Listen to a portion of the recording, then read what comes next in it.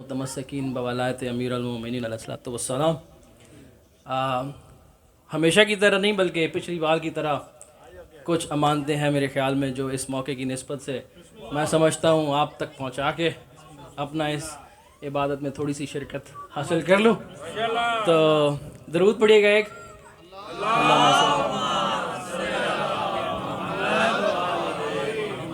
بس ایک دو احادیث اور ایک روایت اور اس سے زیادہ کچھ بھی نہیں۔ سب سے پہلے تو یہ جو دن ہے عید غدیر کا دن، یہ عید اکبر بھی کہا جاتا ہے اس کو، اس سے عظمت سے زیادہ کوئی دن نہیں، اور یہ میں نہیں کہہ رہا، یہ معصوم کا فرمان ہے، امام جعفر صادق علیہ السلام سے روایت ہے۔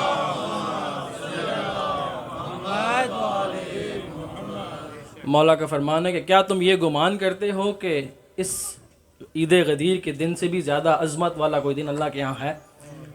تو مولا نے پھر خود ہی جواب دیا اس بات کا۔ مولا نے فرمایا خدا کی قسم نہیں، خدا کی قسم نہیں، خدا کی قسم نہیں، مطلب اس دن سے زیادہ عظمت والا دن خدا کے ہاں بالکل کوئی نہیں رکھتا۔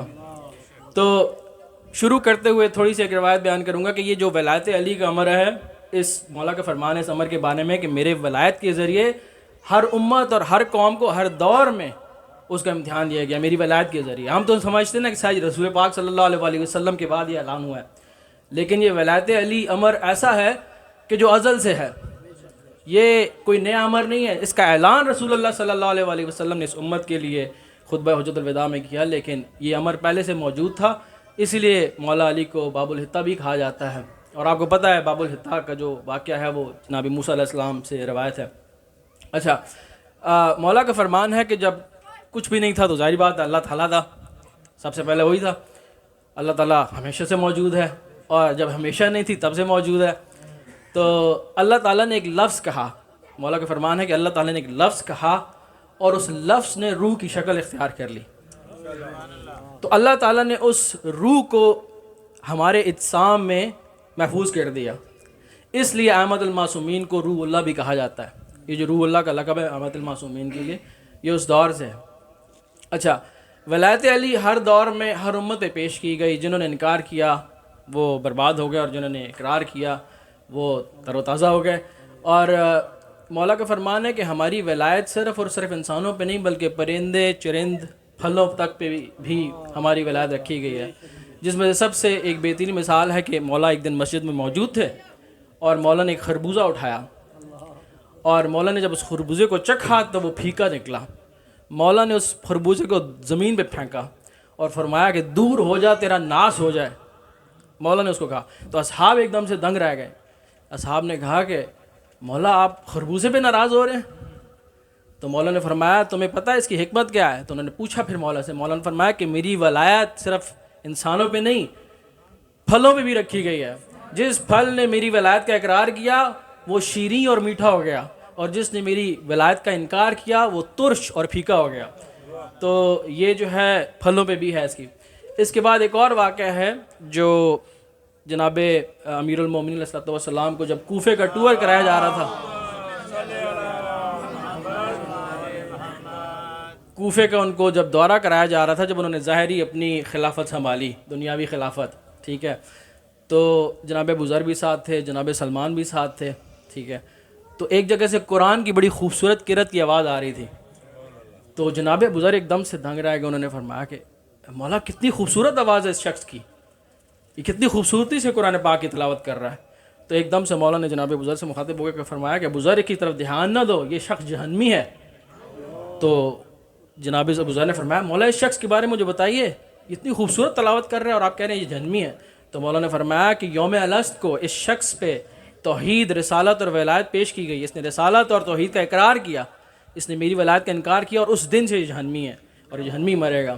صلوات پڑھیے گا۔ اللہم صلی اللہ۔ ایک واقعہ ہے جو قرآن کی تفسیر میں جناب سلمان فارسی سے روایت کیا جاتا ہے، جس میں انہوں نے ایک سفر لکھا چھوٹا سا کہ ہم جناب امیر المومنین کے ساتھ گئے اور ہم نے کیا کیا دیکھا کہ زمین میں کہاں کیا کیا چیز آباد ہے۔ تو مولا کا فرمان ہے کہ یہ تمہارا سورج جو ہے نا، یہ ایک آنکھ کی مانند ہے، اس سورج کے پیچھے 40 اور سورج ہیں، اور ہر سورج کے درمیان ایک شہر موجود ہے، مطلب ایک سورج سے دوسری سورج کے فاصلے تک ایک شہر موجود ہے، ٹھیک ہے، اور ایک سورج سے دوسرے سورج تک کا جو فاصلہ ہے وہ 1000 سال کا ہے. ٹھیک ہے, 40,000 سال ہو گئے. ٹھیک ہے, پھر یہ جو آپ کا چاند ہے, مولا کا فرمان ہے اس چاند کی پیچھے 40 اور چاند ہیں, اور ایک چاند سے لے کر دوسرے چاند تک کا جو فاصلہ ہے وہ ایک دن کا ہے. ٹھیک ہے, یہ 40 دن کا سفر ہو گیا, یہ 40,000 سال کا سفر ہو گیا, اور ادھر بھی 40 شہر موجود ہیں, ادھر بھی 40 شہر موجود ہیں. اور یہ کتنے بڑے شہر ہوں گے, یہ کتنے بڑے شہر ہوں گے, اس کا ہم ادراک نہیں کر سکتے. اس کے بارے میں مولانا سے کسی نے پوچھا خدا کے عرش کے بارے میں کہ خدا کا عرش پانی کے اوپر کتنا عرصہ رہا, تو مولانا نے پھر بتایا کہ ایک جو باجرے کا دانہ نہیں ہوتا اس کو مشرق سے مغرب تک اکٹھے کرتے جاؤ, پھر ایک لائن یوں بناؤ اور ایک لائن اوپر عرش کی طرف بناؤ, تو تمہیں اندازہ ہو جائے گا اگر تم کاؤنٹ کر سکے تو اچھا, اس میں ایک مخلوق ہے جس کا نام ہے نسناس کے نام سے, اور 2 شہر ہیں, ایک کا نام ہے جبالکا اور ایک کا نام ہے جبارسا, اور دونوں شہروں کے درمیان ایک آئرن کا جو ہے نا لوہے کا پل ہے جو آسمان سے کنیکٹڈ ہے. میں ناسا کی تھیوری بیان نہیں کروں گا, میں وہ بات کر رہا ہوں جو معصوم کی حدیث میں درج ہے. اچھا, مولا کا فرمان ہے ان کا صرف ایک ہی عمل ہے صالح ان کا, اور ان کا عمل صرف یہ ہے کہ وہ ہماری ولایت کا ظاہری بات وہ اقرار کرتے ہیں, اور ہمارے اوپر درود و سلام بھیجتے ہیں, اور ہمارے دشمنوں پہ لعنت کرتے ہیں. اس کے علاوہ ان کو کوئی امر نہیں ہے, اور ان کو نہیں پتہ آدم کون ہے, ہوا کون ہے, ابلیس کون ہے, اور ان کے اوپر جو آسمان ہے ان کو نظر دکھائی نہیں دیتا, وہاں پہ نور کی روشنی ہے ساری کی ساری. ٹھیک ہے, وہاں پہ کوئی ان کو جو ہے وہ اور نہ وہ بوڑھے ہوتے ہیں, نہ وہ مرتے ہیں, نہ وہ بیمار ہوتے ہیں. ٹھیک ہے, نہ وہ عمر رسیدہ ہوتے ہیں, وہ ہمیشہ جوان رہتے ہیں.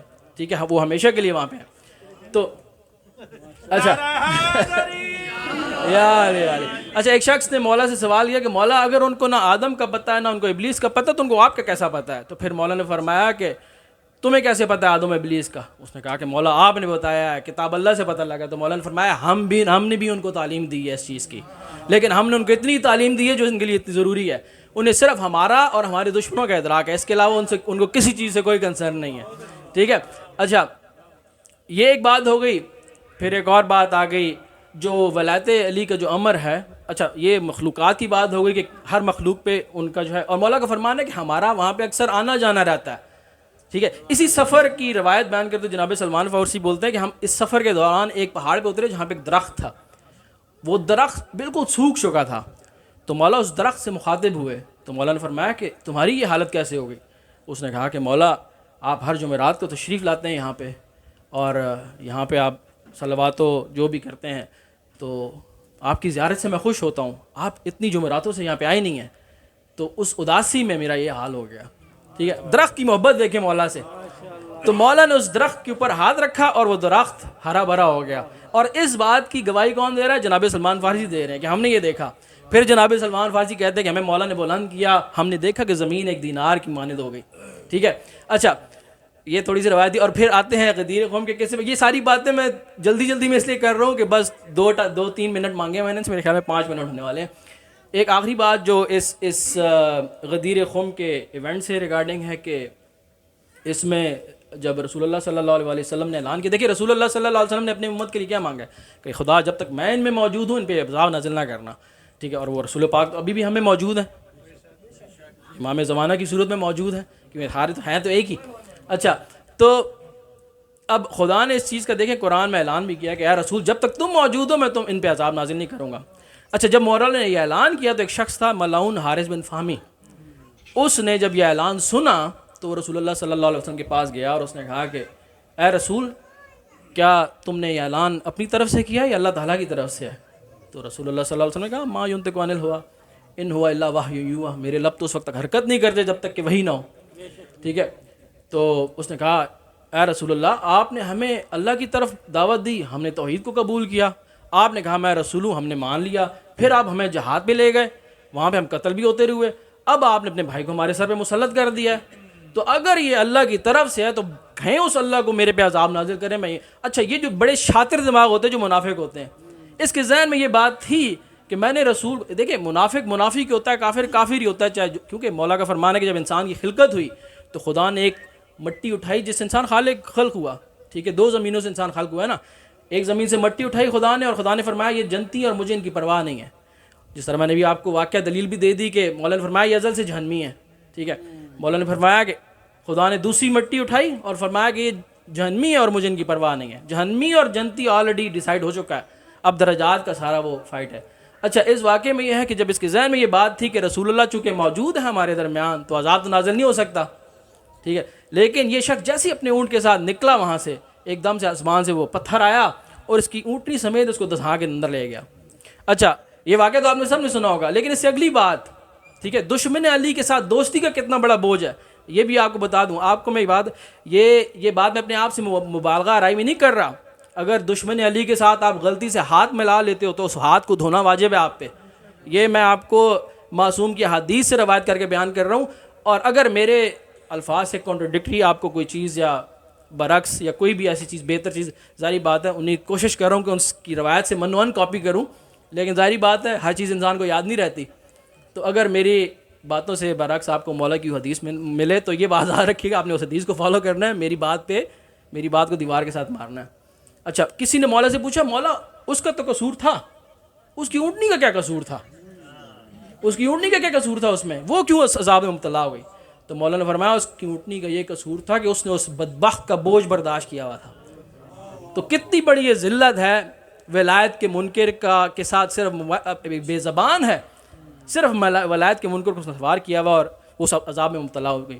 تو بس یہی 2-4 باتیں آپ سے شیئر کرنی تھیں. اور پھر اس کے بعد جب مولا علی کی ولایت کا اعلان خیر ازل تھا, جب مولا علی کے مولا ہونے کا اعلان جب رسول پاک نے کیا تو اس کے بعد جو منظر تھا اس میں ایک تھے صاحب, انہوں نے تو اس وقت جو کہتے ہیں نا کہ بخن بخن کہا, کسی نے کوئی بخن بخن نہیں کہا, ٹھیک ہے. روایت میں یہ ملتا ہے کہ انہوں نے فوراً سے انکار کیا, ٹھیک ہے, جن لوگوں کے بارے میں کہا جاتا ہے نا کہ بخن بخن, انہوں نے فوراً انکار کیا وہیں پہ. اور اسی دوران ایک بزرگ جو بہت ادھیڑ عمر کے تھے اور بہت ہی خوشبو آ رہی تھی ان کے جسم سے, اور وہ اس جلسے میں گھوم پھر رہے تھے. یہ روایت شاید آپ نے نہ سنی ہو. وہ جلسے میں گھوم پھر رہے تھے اور کہہ رہے تھے کہ میں نے اس قدر رسول اللہ کو کبھی خوش نہیں دیکھا, میں حیران ان کی محبت پہ جو ان کی اپنے برادر سے ہے, اور کیا یہ انہوں نے گرہ بند کی ہے, اور خدا کی رحمت ہو اس شخص پہ جو اس گرہ کے ساتھ خود کو باندھ رکھے. اور یہ لفظ ہے, میں اپنے آپ سے نہیں کہہ رہا, اور کاؤنٹلیس ان لمیٹڈ لعنت ہو اس شخص پہ جو اس سے گرہ توڑے, ٹھیک ہے.